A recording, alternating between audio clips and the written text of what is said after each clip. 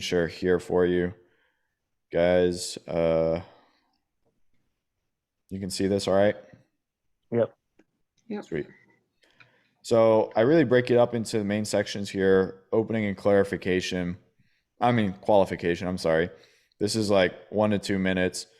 Basically looks like, hey, name, good to be speaking with you today.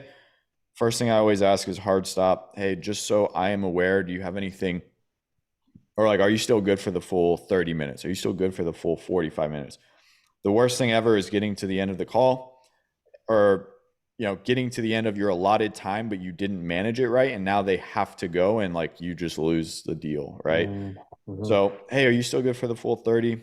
Cool. And just so I know, do you have anything backed up against this, or if you have some questions at the end, do we have a couple minutes to run over? They respond. All right. So typically how I like to structure these calls is I'd really like to learn a little bit more from you. I've already done some research. I think you can probably tell the story better than I could. And then if there is alignment between what you guys are looking to improve upon and what we help people do, I'll dive into exactly what that would look like for you guys in your situation. By the end of the call, ultimately, we'll move in whichever direction makes the most sense for the both of us, whether that's together as partners or separate the way that we came. And at the end of that, I'll just say, hey, sound good with you? Good with you? Is that cool? Something laid back. This is all like within the first 2 minutes. Then you're going to have applications, like each of you, I'm sure. And you might ask them, what's your business? What's your revenue? What are your goals? This, and this. If I have any immediate red flags on the application, like I'm not going to continue talking to that person until it's cleared up. So if they put on my application form, my budget is $1,000 and my service is 5,000, like that's a clear, point where there's going to be some dissonance, So I'm going to clarify right off the bat. If they are in the US and I only service UK clients, that's something I'm going to address right off the bat. So anything that's like it's clearly going to come up as an objection or as an obstacle down the road, I'm addressing it right then and there. So I would always do it so like super laid back. It's like, hey, John, I noticed you're actually in Australia. Is that still the case? Yes, I am in Australia. Okay, well, man, at this time we're only serving US clients. And then I'd point this guy in the best direction. Or if it's a budget thing, it's like, hey, John, just to be, considerate of your time here, I see here that you wrote down you have around 3,000 to invest into this right now. Is that still an accurate read on the budget for this project? If your service is $10,000, clearly, like, I mean, he might not be the best fit. You got to kind of figure out what that number is based upon. So just get confirmation if anything immediately sticks out, and then discovery. So every call that I take, I copy and paste this and I post it into my CRM or my Google Doc or wherever, and then I start taking notes on it. And this is the most important part of the call. I don't like scripts. I just like to know the information that I need to get, and then having a natural conversation, knowing the information that I need to get. So I'll usually say, hey, let's start off with a 50-foot overview from your end. What are you up to? What's going on? What can we talk about today? That'll be like general. Oh yeah, I do this, and this. I've been doing it for this time. I got a team. This is what our business looks like, whatever. And then I'm going to, under each category, I'm taking 3 pieces of like critical information. So I might say, oh, they've been in business for 4 years, doing 20K a month, have a co-founder and 6 employees. And I don't know, naturally people do start to talk about the goals and the struggles they're facing when you ask them, just for the general overview. In which case I'd kind of jump around and fill these in as they do that. So I talk about general, then I learn about where they want to go. I learn about where they want to go, why they want to go there, why that why matters. So it's like, we want to go to 50K a month. Okay, why? Well, because then that would relieve a lot of pressure from the co-founder and I to like support the team and hire correctly.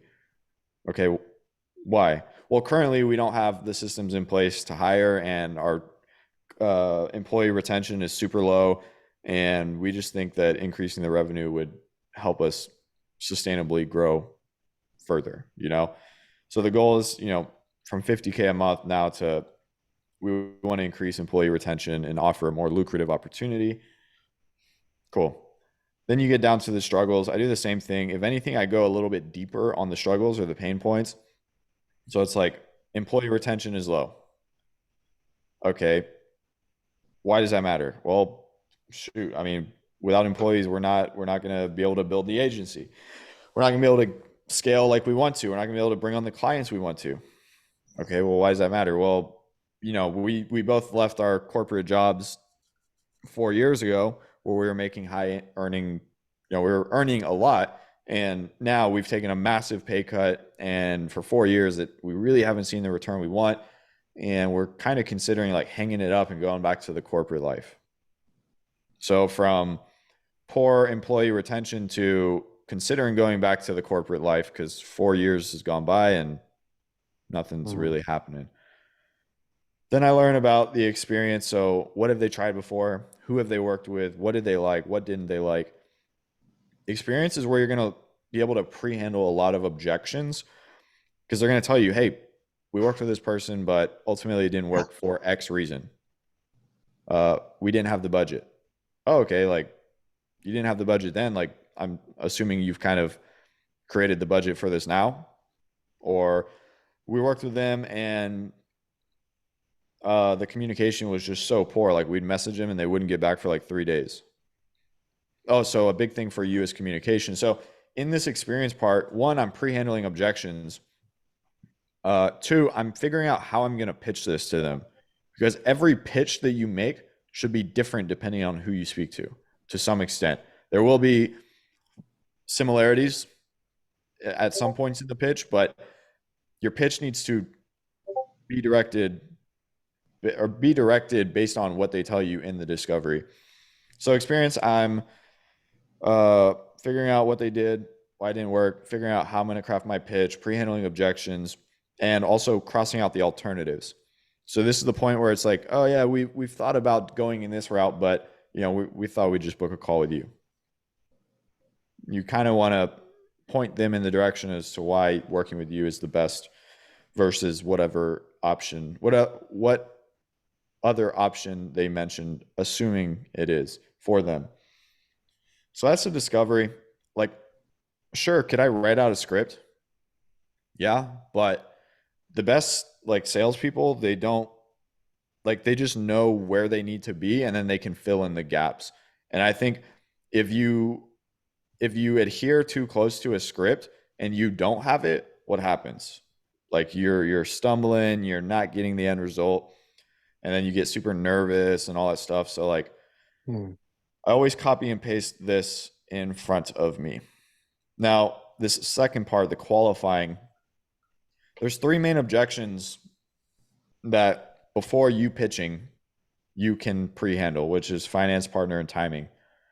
During the discovery, they're very likely going to allude to some of these, and either you need to clarify or you can assume that this won't be an issue. So for you guys, if one of your clients comes in, they're like, I'm a lawyer, I have 1 employee, and we do $1 million a year. You could assume that there's not going to be a financial objection for a $3,000 service. If you get a financial objection, it's not a finance objection, it's a value objection. It is, this doesn't make sense for the price point. It's not that they can't afford it, right? So if I'm up here and they say, yeah, we're running a law office, 1 employee, we do $1 million a year. Literally, as I hear that, I'm going to come down here to finance and I'm going to put a couple of X's, and I know that is an objection that I don't need to pre-handle. If I go through the discovery and I get down here and I still have partner and timing open, then I'm going to ask a question specifically around that. Hey, John, everything up to this point sounds good, but just before we go a little bit further, you mentioned you had one other person on their team. Is this conversation relevant to them, or is this really more of your lane? And then, go from there. And then timing would be like, hey, John, and I like to point this question in the direction that I want to, which is like, hey, John, why is now the best time for this? Like, why not in 3 or 6 months? So you're not really giving them the option to say it's not the best time. It's like, why is now the best time? And then they justify. Um, so if we get down through discovery, get to qualify, and these are not pre-canceled out, then I ask a question. But a lot of the times, like, you can infer like, hey, I run an agency and I'm by myself. Okay, I'm crossing out partner objection. What are they going to do? Like, go ask their wife? Like, I mean, no offense, but your wife has her own job and her own thing. Like, this is your decision. Why would you go run this by someone who has no idea what you're up to? And then timing. I mean, you will have people in here say, yeah, we're looking to start like this week so that we can do this in a month or this in 2 months. Cool. Then I'll come down here and I'll cross this out, and I won't, I don't need to ask a question on that. So that's kind of the discovery and qualifying that I'll run. And then I like to summarize. So like, maybe you guys have heard about building rapport in sales calls. And a lot of people mistake that for, oh, where are you from? How's the weather? Oh, my sister's husband's from New York. That's crazy. Small world. Haha. Like, that's not real rapport. Like, that's not going to make somebody buy from you. What is real rapport? Yeah. Is making them feel like you actually understand their situation and you have their best interest in mind. Like, there's a level of trust. There's no trust because your sister's husband is also from New York. There is trust when you ask the right questions and, you kind of make them feel at ease. It's like, hey, this guy Dylan, like, he's solid. Like, I think he really does have my best interest in mind. How I like go about building that is I summarize. So I'm going to have notes under each bullet point here about everything that we talked about. Before I go into my pitch, I'm going to say, hey, John, we just covered a lot and I've taken a lot of notes.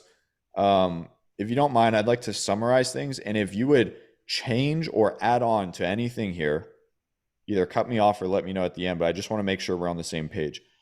And then I'd literally go like this. Okay, John, so you're 45 years old. You got a law office in New York City.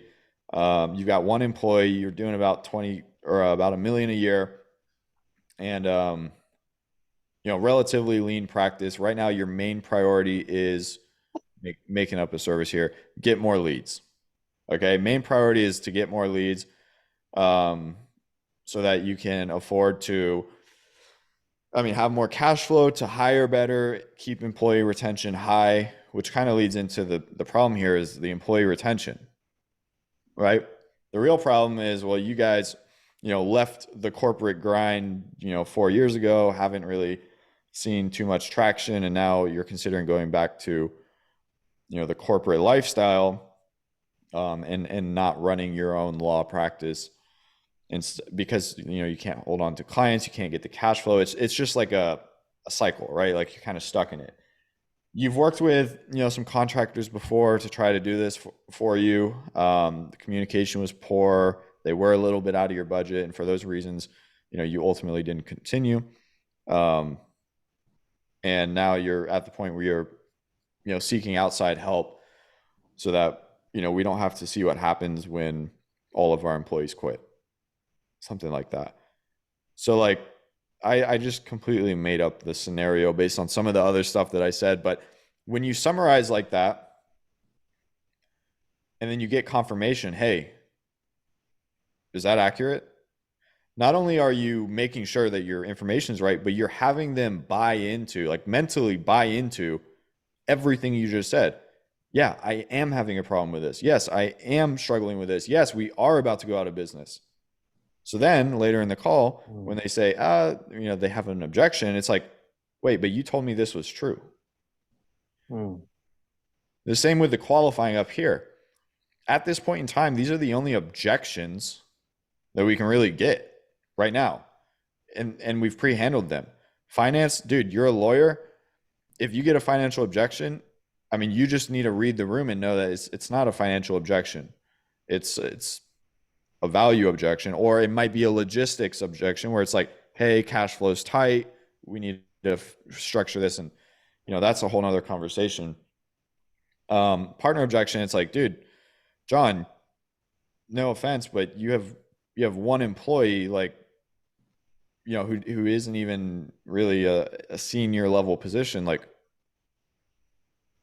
isn't this your business? Like, why do you need to run this by your wife? I would not. That's pretty direct. I wouldn't like attack him like that. But the concept is like, dude, you are the business owner. This is your business. You're the one who runs it day to day. You're the one who knows it best. What does your wife know about this that you don't? Timing. It's like, dude, 20 minutes ago, you just told me that now was the best time for X, Y, and Z reasons. So you might get the objections on the back end, but if you go through this process, you're going to have ammunition to just shoot them down. So quick question on that. So when you are sort of countering their objections, like, is it best to be blunt and direct, or should you try to sugarcoat it when you can?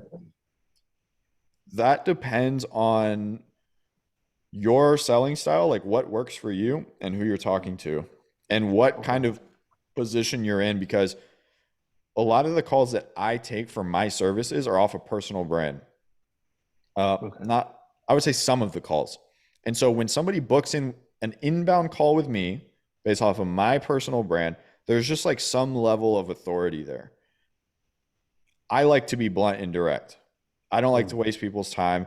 And it works well for me because people know based off of my personal brand that I know what I'm talking about. If you are coming from a position where it's like, I don't know who the heck you are, you cold emailed me and I'm just here because I figured it might be interesting and it could help. You might want to be careful with being super, super blunt and direct, but it just comes with as well, like on the call, did you build the rapport?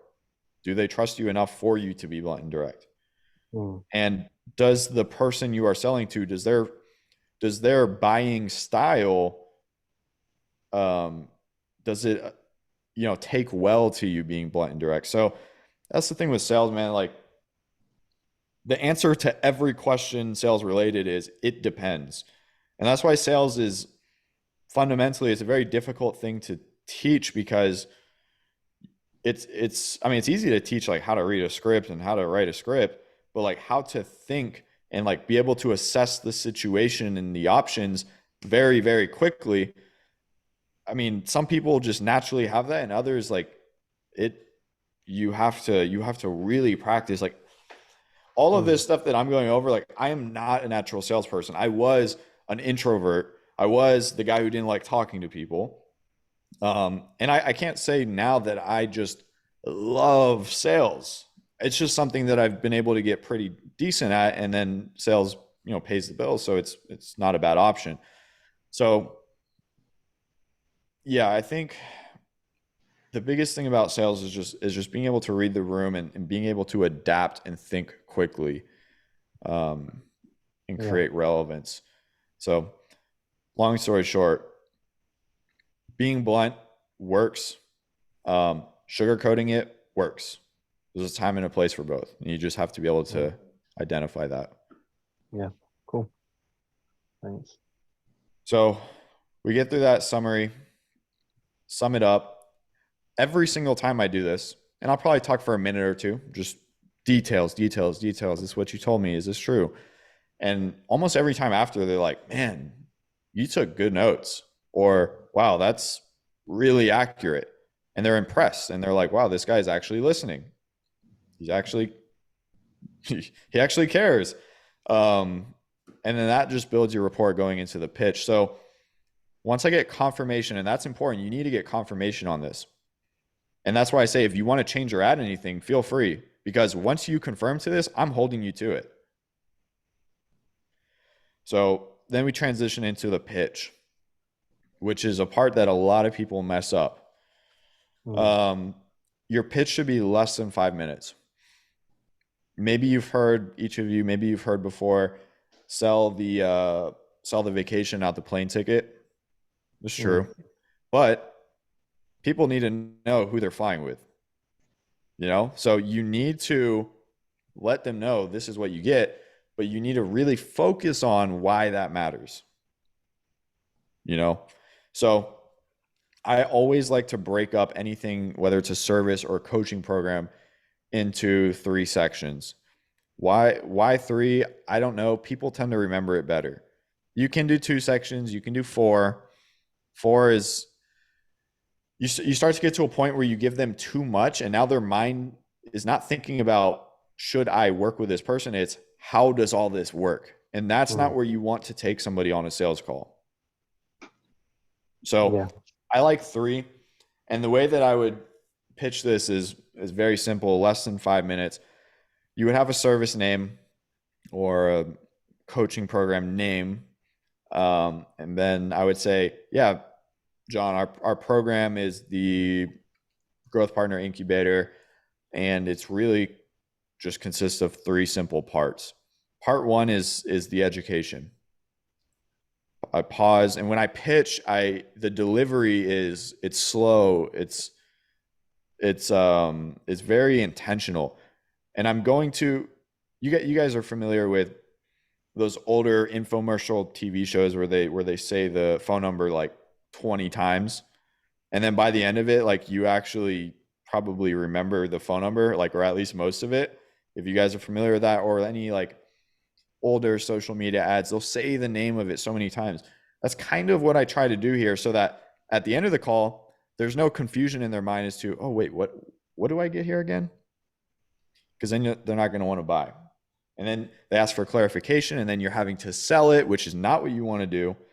Ironically, you don't want to have to sell the program. Like, you want them to sell themselves. You want to walk them to the conclusion that they need this. So if you do the discovery right and you qualify right, how I would walk through this is, okay, this is our program, Growth Incubator program. Part 1 is education. Pause. The education consists of a 10-hour course, coaching calls, and some assets for you to take and use on your own. Okay, why does that matter? Well, it's going to eliminate hundreds of hours of you going out and learning from faulty sources. It's going to make sure you're getting the best information on the market in real time. And, you're going to have these assets that ultimately are going to create efficiency within your business, so that you don't have to trial and error and wait for something to break in order for you to get that. Now, why is this important to you? So I touch the features because they need to know what they get. I focus on the benefits, why the features matter, and then I create relevance. So I'm tying it back to what they told me. Oh, so the reason why this is important is because, well, it doesn't seem like you guys know how to build out the, these positions correctly. Like, you're not incentivizing people correctly. They're not coming in with the right expectations. And that's why your retention is poor. That's why you can't hold on to people. This is going to help you solve that problem. Does all that make sense? I try to stick to, on confirmation after each of these, I try to stick to binary questions.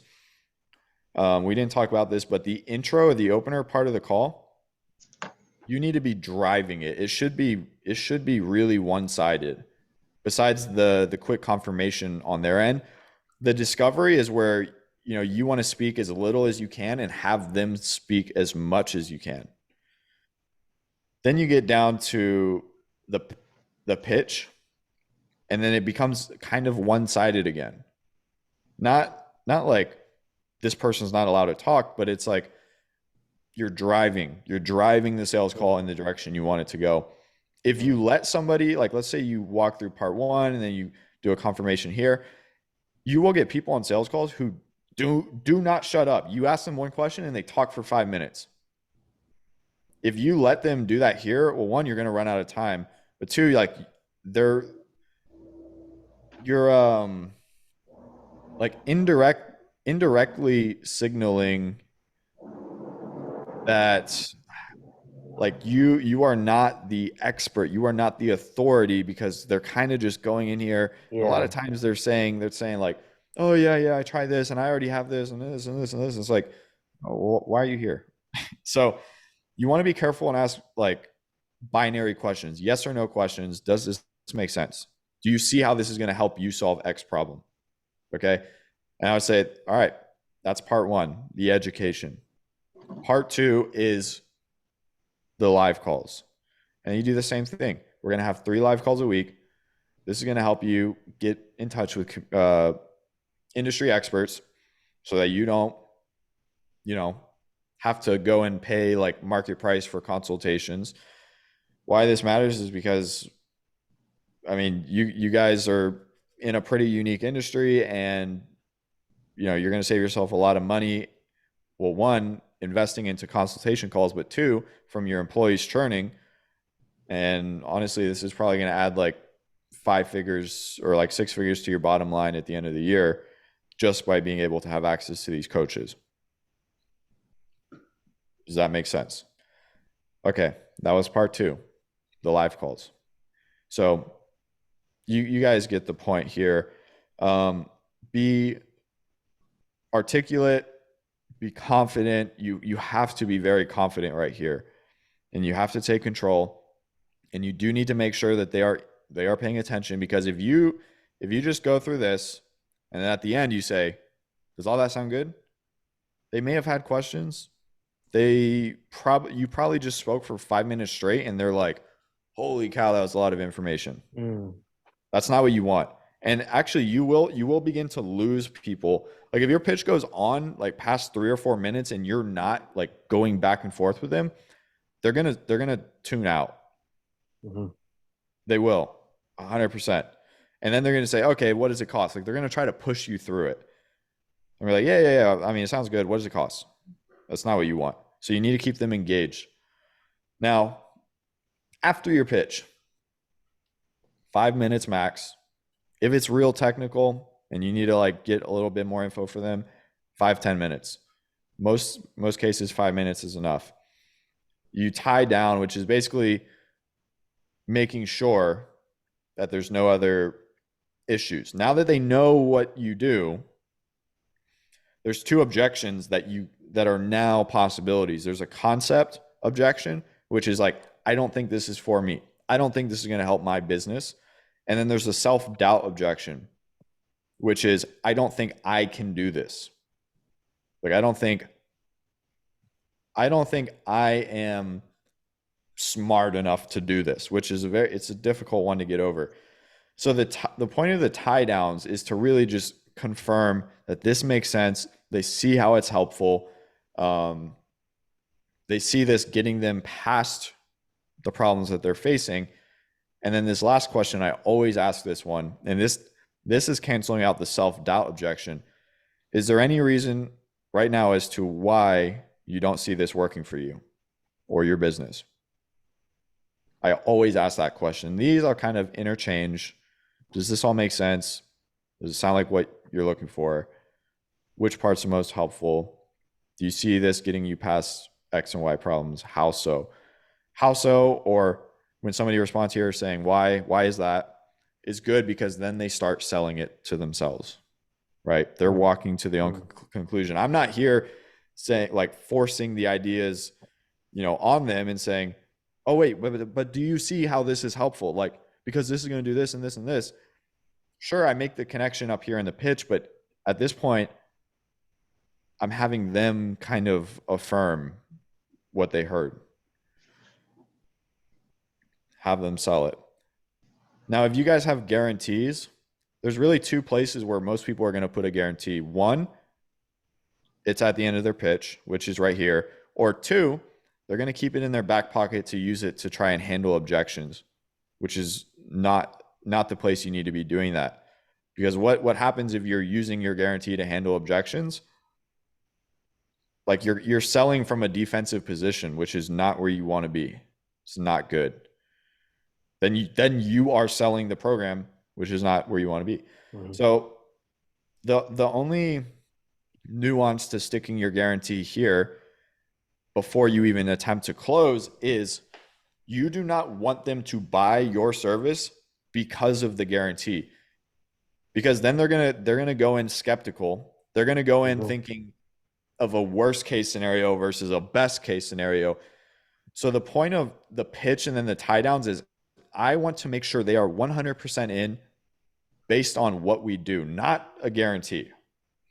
Then once I know they're already in, the guarantee is more so positioned as the cherry on top, or it actually is now making it, it already made sense. This makes it a no brainer. Does that make sense? Okay.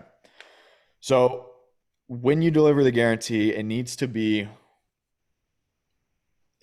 with just supreme confidence.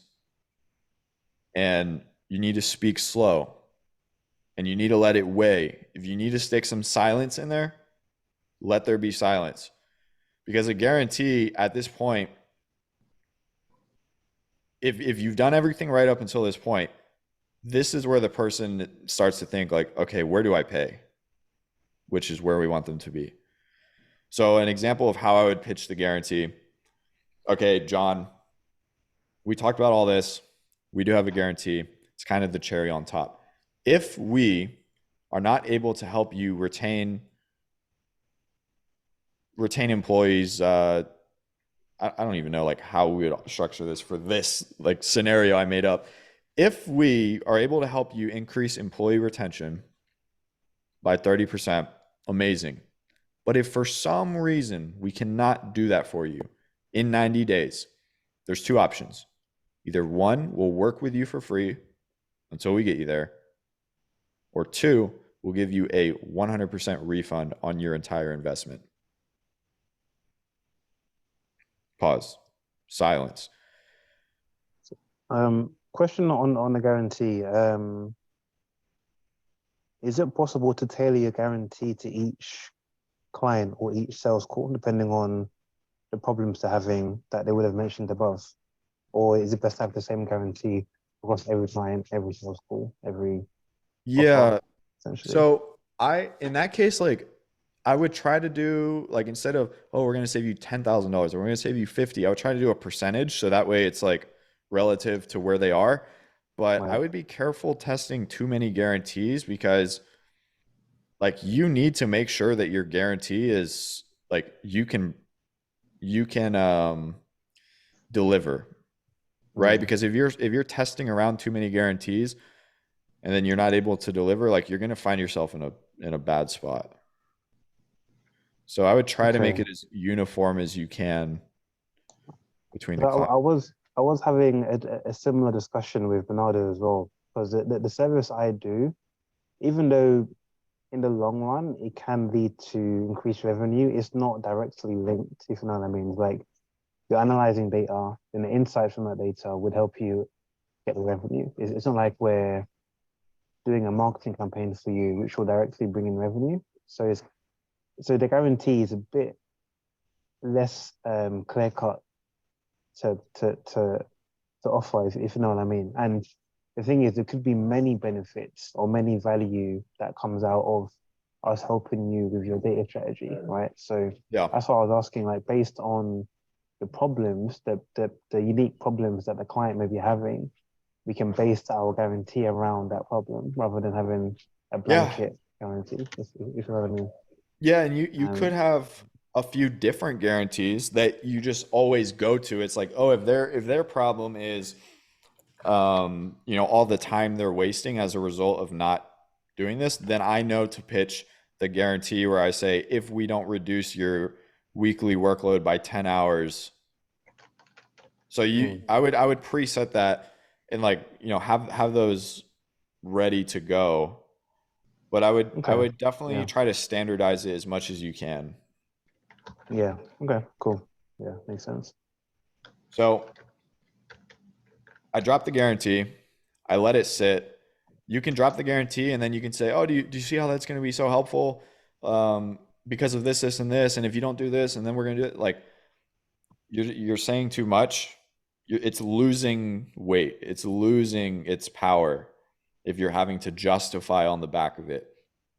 I will oftentimes, though, let it pause, let them respond, and then say something along the lines of, doesn't that just make this a no-brainer? And get them to confirm mentally that yes, this is a no-brainer. Wow, that this is an attractive offer. So that later in the call, if I get objections, you just said this was a no-brainer. Like, what's changed? And then go through the guarantee, and then I tie down again. No specific questions here. Maybe you guys have heard of the scale of 1 through 10, the temperature check, right, from Hormozy. Okay, cool, John. Now knowing the guarantee, I mean, on a scale from 1 to 10, like how confident are you that this solution is gonna solve these problems for you? I'm an 8. Okay, 8, not bad, but it's not a 10. What's the missing piece here? Actually, I don't know. Like everything is there. So I guess I am a 10. Cool. Most people, when they say I'm an 8, most people will say I'm a 7 or an 8 because I've used this a lot of times, but they don't know what would take it to a 10. If they do know and it's something you didn't touch on, it's something you do, and tell them, oh yeah, we do that. Like that's included. I didn't even think that's kind of an afterthought in the service we provide. Make it seem like, oh, that's easy, dude. I mean, don't you feel that asking that question is basically just allowing them to object? Like you're kind of, yeah, giving them that room to object Yeah. if they have some. Yes, and that's kind of how I structure things is I want to push out the objections. I want to push out the objections before I drop the price because once the price is out, it becomes 5 times harder to get past that. Because right now, for the first 20 minutes of the call, you guys are on the same team trying to solve a problem. As soon as you mention the service costs $5,000, naturally, it is completely natural. There becomes some like prospects will go into more of a defensive position. It's like natural human instinct is to think, is this person taking advantage of me? Is this real? Is it like, I mean, it's a big purchase, right? So pre price drop, these objections, we'll call them obstacles. They're much easier to get over. Once the price is out, those are objections and those are harder. So everything I do in the beginning of the call, the discovery, the pre-qualifying, the tie downs, both there's 2 levels of tie downs. I'm trying to flush out those objections. I'd rather them come up now than in 5 minutes. Gotcha. Makes sense. Yeah. Yeah. So, hey, on a scale from 1 to 10, then you can interchange and just test around, like just make sure that they see the value. The guarantee or the guarantee one, it's like, hey, doesn't that just make this a no-brainer now? I mean, that technically is a tie down as well. So the last thing is the close. There's a few different ways to do it. This is just one of the ways, but it's like the straight close. I always like to build value directly before I drop the price. So it's like, hey, John, for part 1, education, part 2, live calls, this, part 3, with the guarantee that we work for free if we don't get you the result, or we'll give you 100% money back refund. It's only a one-time investment of $5,000. It's only a one-time investment of $5K. It's just a monthly $3,000 or $3,000 a month. You can also do the, hey, to save you 10 hours of work per week and increase your bottom line by $100,000 on the year, it's only $5,000 to get started one time. So like comparing it to the bigger thing and then saying, dude, it's only 5,000, like kind of laughing a little bit, like it's a no-brainer. That's a really good way to position it. This is why in the discovery, going back here, when I'm asking about goals and struggles, I need them to be increasingly more significant and ideally more quantifiable, meaning they will save this much time. They will save this much money. So that way, down here, It's like, dude, I mean, this thing's only $5,000, but it's going to solve a six-figure problem for you. And they've kind of walked themselves to that conclusion. And it's like, you don't have to sit here and make the case and like justify it. It's like they already know because you walked them to it. You can also do the onboard close, which is a little bit more assumptive, but it's like, okay, well, everything up to this point sounds good. Let's talk next steps. Uh, it usually just consists of signing super short agreement. It's like 2 pages, collecting the first payment of $4,000, and then within 15 minutes, we'll get you access to this, and this, and book your onboarding call and that. And then be quiet. You could throw in like, hey, you ready to go? Be careful with who you use that with. Some people it works really well. Some people they come in already knowing what your service costs, so like then that works good there. But if you're just if they come in with absolutely no idea of what you do or how it's priced or anything, and you do like an assumptive close like that, it could backfire. So you also may have heard there's a saying out there. It's like after the price drop, whoever talks first loses. Yeah, you ever heard that? No, but it's an interesting concept. So it Yeah, is, and the idea, it's not always true. The idea behind it is if you say it's $4,000, or say, you get this, and this, and with this guarantee, and it's $4,000.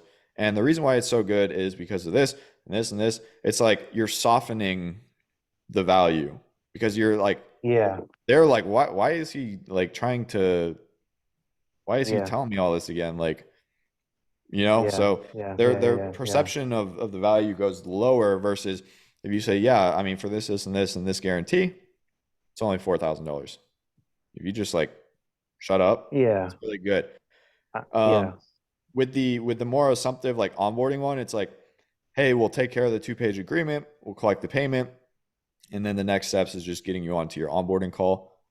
Clearly, I mean, I technically spoke after I dropped the price, but it wasn't like fluff. It was actually like directing it forward.